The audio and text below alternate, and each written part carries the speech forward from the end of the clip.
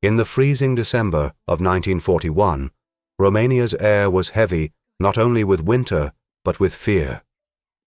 Under Nazi influence, Jewish citizens faced growing persecution. Names whispered in alleyways, doors slammed shut, and lives vanished overnight.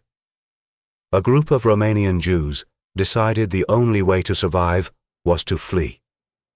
They sold everything they owned and entrusted their hopes to a group of Greek brokers who promised safe passage to Palestine. Their ship would be called Struma, though no one yet knew that it would become a floating symbol of tragedy.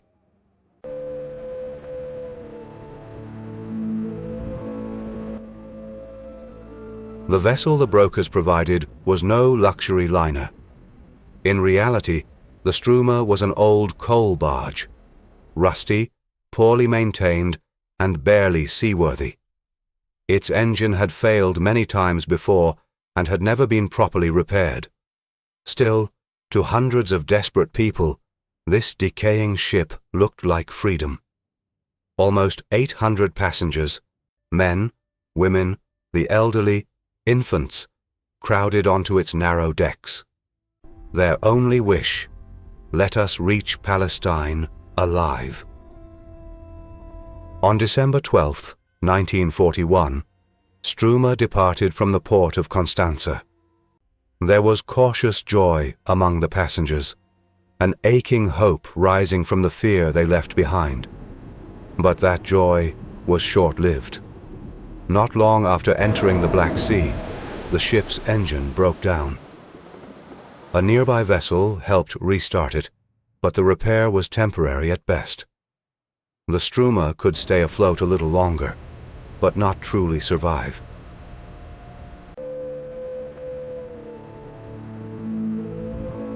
By December 15th, the Struma had drifted into Turkish waters and dropped anchor off Istanbul's coast. Its engine had failed again, and the ship could no longer move. The passengers believed Turkey, a neutral country, would grant them refuge or passage. But diplomacy is never simple. They were forbidden to disembark, forbidden to dock. Days turned into weeks, weeks into despair. The Turkish authorities sent limited supplies, a few oranges, a bit of bread, some water. The Struma became what survivors later called a floating prison on the sea.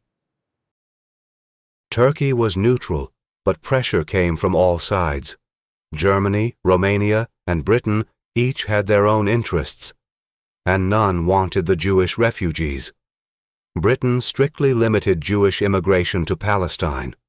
Romania no longer claimed these people as its citizens. Germany considered them subhuman. And Turkey, trying to avoid conflict, chose to wait.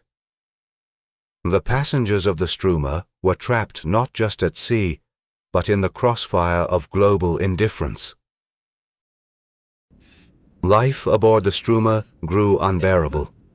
The air was thick with sickness and the stench of waste. Infants died of hunger.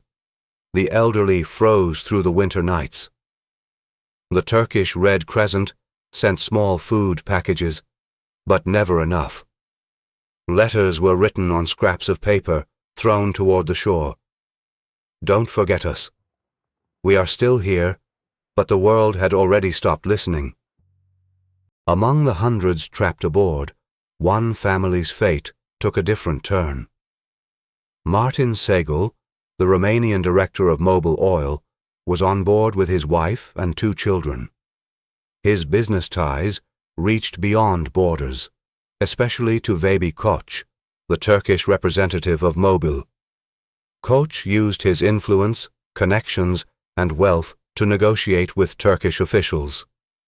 After diplomatic exchanges, Segal and his family were granted permission to disembark and were safely brought ashore. From the deck, others watched in silence. Some called it luck, others called it money. Most simply understood, the world doesn't save everyone, only those it finds useful. Vehbi Koç's involvement was not an act of heroism, but a reflection of how diplomacy, wealth, and reputation could buy survival in a time when humanity itself was bankrupt. When the seagulls left the ship, hope left with them. The Struma's destiny was sealed. February 23, 1942. After 63 days stranded off Istanbul, a final decision was made. The ship must leave Turkish waters. Struma's engine still didn't work. Tugboats towed it through the Bosphorus, out to the open Black Sea near Shile. Then, the ropes were cut. On the deck, people prayed. Children clung to their mothers. Couples held hands in silence. The captain whispered, "Help will come by morning." But morning would bring only fire. February 24, 1942.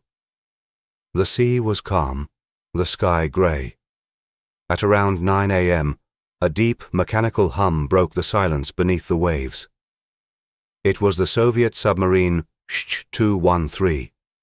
Its commander, Dmitry Daneshko, spotted a small, motionless ship on his periscope.